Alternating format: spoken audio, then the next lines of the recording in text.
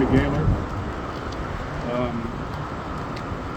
Yesterday on my flight home, I got a text from Lisa asking if I would be willing to speak at this event today. I told her I was honored, and then I started stressing on what I was going to say. And first, I cheated.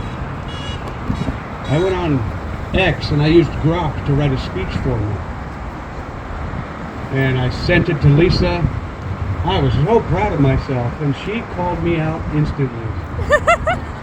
She said, if you don't feel comfortable talking about Jesus, well, that's okay. And it hit me.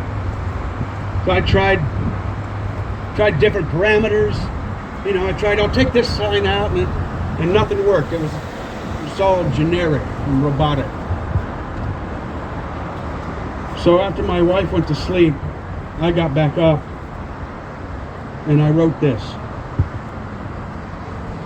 I used to read the Bible. For years, I called myself a Christian.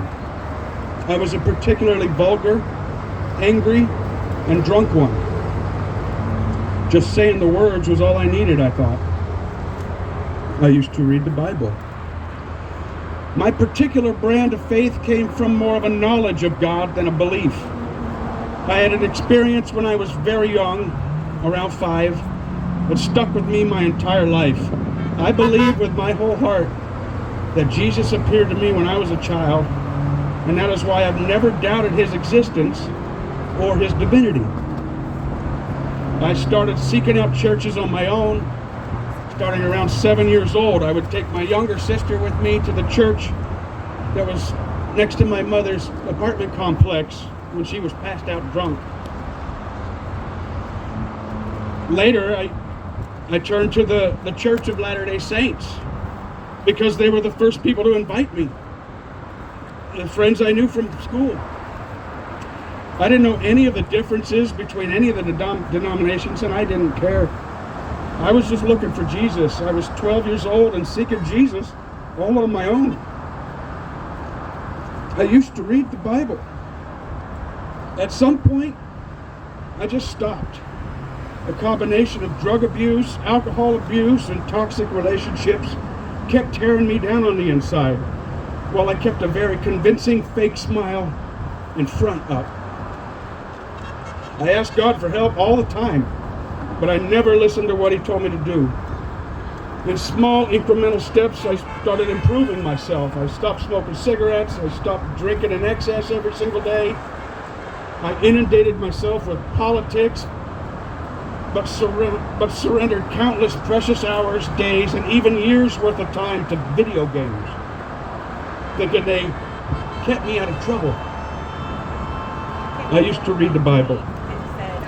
And then a couple years ago, I started becoming a fan of Charlie Kirk. I even signed up to volunteer for TPUSA and make phone calls for the 2024 election. The first time in a long time, I used my energy for something unselfish, working for something more important. This allowed me to meet new people like Lisa Disbro, whose passion for Jesus pinned my eyelids open. And like dominoes, God's hand started manifesting in my life. I started meeting amazing Christians and some of the smartest people I've ever known. My beautiful wife and I even sat down to dine with a congressional candidate. God was giving me you people, my mentors, and you all pried my heart open even more. And then, bam! God called Charlie Kirk home. And I watched in disbelief as Charlie Kirk sacrificed all for Jesus, for his faith, and for all of us. And that was my turning point. And I opened up my Bible. Thank you.